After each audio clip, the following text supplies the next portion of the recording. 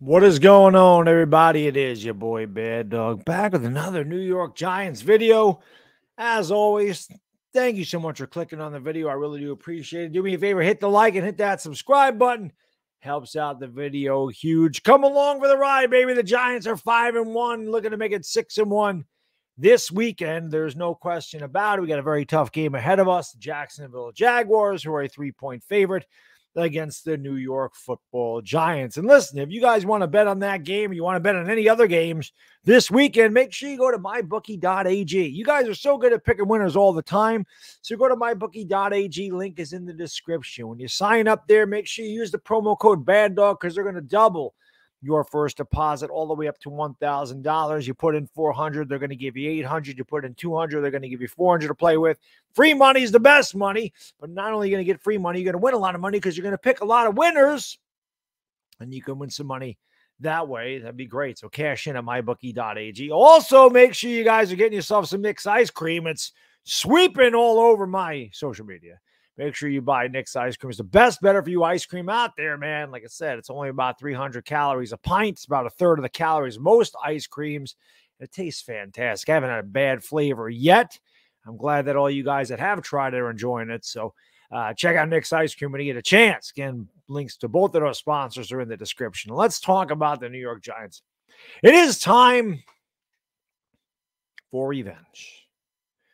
I know a lot of Giants fans haven't forgotten about 2020. Now, listen, I'm not about to sit here and talk about how, the Eagles, we should have done this and they should have done that. And we won 6 games, man. That's our fault. We didn't win enough games. But in Philadelphia probably wouldn't have won that game anyway, for being completely honest with you. They looked overmatched. But I'll never forget Jalen Hurts sitting on the bench and mouthing the words, "It's not right," when Douggy P decided to remove Jalen Hurts in favor of Nate Sudfeld to finish out the fourth quarter against Washington in a game that meant the division. Joe Judge didn't like it. That's fine. But, I'm sure a lot of the players didn't like it either. And even though now we have a new head coach, we have a new coordinators, we have a new GM, a new assistant GM, and everything else, a lot of those players that were on this team in 2020 are still here. Daniel Jones is still here. Saquon Barkley, Leonard Williams. There's still a lot of players. Darius Slayton. There's still a lot of players. Dexter Lawrence, that were here from that year and didn't allow us maybe the opportunity to win the division, go to the playoffs. Now, somebody made a great point is that actually might have ultimately helped us because Joe Judge might have still had a job here had they won the division in 2020. However, the New York Giants could use that for motivation. Doug Pederson obviously kind of not putting his best foot forward in that game. And we're playing Doug Pederson's Jacksonville Jaguars this Sunday. It'll be on this channel, 12:30. Come by. We have a lot of fun. Let's hope we can move to 6-1. It's time for revenge, man. The revenge tour needs to start for the New York Giants. Sometimes it helps to have a little grudge, a little chip on your shoulder. A little added motivation don't hurt anybody. You know what I mean? It doesn't hurt anybody. So, think about what he did to you guys and think about Vegas still calling you a 3-point underdog and all this other stuff that could get you motivated to get to 6-1. Now, I will say this about Jacksonville, man. You are what your record says you are. They're a 2-4 team. They're favored by 3 points. And when I was looking into some of the statistics, and again, statistics are what they are, but Jacksonville's a pretty good run defense. They're 5th overall in the NFL in rushing yards against, and they're 3rd overall in rushing yards a carry. They only they only allow an average of 3.6 yards per carry. The Giants' strength is obviously running the football. So it's their strength versus our strength. And if the Giants are going to win this game, they're still going to have to run Saquon Barkley, and Daniel Jones is probably going to have to use his legs as well. It's obviously been the formula for success for us is giving Barkley a lot of touches. As a matter of fact, I think he's been out there like 80% or 85% of the snaps this year. He's obviously a massive threat, and he's definitely our best offensive player. I don't think anybody can question that. He's having an MVP-type season. He leads the league in yards from scrimmage, and he's obviously a difference maker in what we do offensively. I will say this. I do believe that the Giants' offensive line has gotten better in the past couple of weeks. They're giving Daniel Jones a little bit more time to throw, and that's going to come in big. But if we're going to beat Jacksonville, we're going to have to be able to run the ball. And I'm thinking to myself, maybe this is why Vegas did put the Giants as a 3-point dog because maybe they feel we can't run the ball against Jacksonville.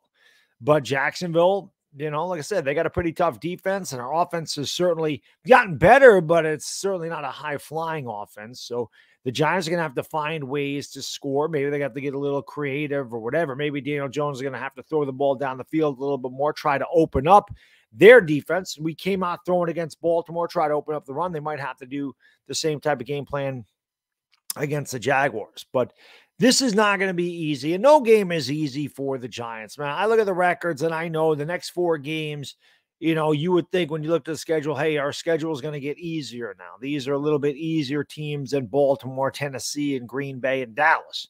And I don't think there's any question about that. I think the next 4 games are the easier part of our schedule before we get into all the divisional games where we play Dallas on Thanksgiving, and then we play the Eagles and Washington twice in like the next 5 weeks after that. It's something crazy. Play a lot of divisional games at the end of the year that kind of happened to Washington. So the Giants really got to set themselves up here in the next 4 games to get in position to, make the playoffs or even win the division. And obviously those divisional games mean a lot. The Giants can take care of business in the next 4 weeks, but they can't get ahead of themselves, and they can't have a letdown. They can't look at Jacksonville as, oh, this is a 2-4 team. We should go in there. We're 5-1. We're riding high. Just came off a big win against Baltimore. This is not a problem. The thing is, I don't think Coach Dable will allow that. I don't think Coach Dable will allow players to believe their own hype or to get ahead of themselves and look and say, oh, we're going to be 9-1 after this. And I think that that's been a huge deal. Obviously, coaching is a massive part of our success. I don't think there's any question about this. I mean, our team's not much different than it was last season. It really isn't, except for you've really much lost Golladay and Kadarius Toney. Not that Tony played a lot last year, and not that Golladay did a ton, but Golladay was out there last year. We obviously got Saquon back. That's a big difference.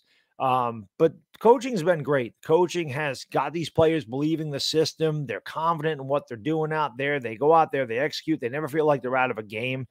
And they know that they're in it for a tough battle each and every week. And I don't think that they take any team lightly. I don't think the coaching staff will allow the Giants to get on that high horse and act like they're going to go in there and they're just going to roll over Jacksonville. I'm sure that they're going to practice, the way they've been practicing. They're going to work very hard, and they're going to go in there with a game plan that they think is going to get the job done against Jacksonville. And at the end of Sunday night, hopefully we're staring at a 6-1 record. I definitely think it's possible. I definitely think that we can beat Jacksonville. Listen, if we could beat Green Bay, although they're not what they don't look great this year, neither does Baltimore or Tennessee for that matter. I mean, does any team really look great? Probably not. But Jacksonville doesn't look that great either. They blew the Chargers out. That was a big game, but they also lost to Washington. So you really don't know what you're getting with this Jacksonville team. But I do know that the New York Giants have got to take care of business. They got to win every game that they possibly can before we get into these divisional games, because we all know the divisional games are going to be very tough. I don't care what Washington's record is. Divisional games are very difficult to win. There's always that animosity. There's always that rivalry. You know that the teams in the division, especially a team like Washington, maybe Washington's really bad, but they want to play spoiler if they have a chance to, no matter who they're playing. It's the same thing with Dallas. Not that they have to be a spoiler, but obviously they want to beat their rival. They want to take down the division. And the best way to take down the division is by beating your divisional opponents, because it gives you tiebreakers. And obviously you get a win, they get a loss. It ends up being the equivalent of 1.5 games instead of 1. So these are big games coming up, but I do think the Giants can get this done. I don't think there's any doubt, man. We have seen them win 5 out of 6. It's been a really nice ride, and I don't want it to end, man. This is a game that is definitely one that they can walk out of there with a W, and they just got to go out and execute. Like I said, man, maybe a little revenge doesn't hurt. Douggy P kind of, like I said, didn't put his best foot forward in trying to beat Washington. Hopefully that doesn't, players don't forget. Players have a long memory, and I'm sure that they're going to sit there and think, remember when this guy did this a couple years ago? Let's pay him back. We also see old friend Evan Ingram this week, who in 2020, if he would have just caught the ball against the Eagles at the end of the game, the tank that the Eagles did wouldn't have even mattered, because we would have won the division. But that's 2 years ago. So we just got to look forward to Sunday. But revenge is always a really good motivator. It really is. So hopefully the Giants don't forget that. It's going to be in the back of their mind, and they're going to be ready to play on Sunday. Come on, Giants, get that dub. Let's go to 6-1. Anyway, that's all I got in this video. I'll be live for the Lakers and the Clippers tonight. If you want to come by 9:45, be live for that. And hopefully I'll see you then. If not, enjoy the rest of your Thursday. It's Bad Diggy Dizzle, and I am out. Peace.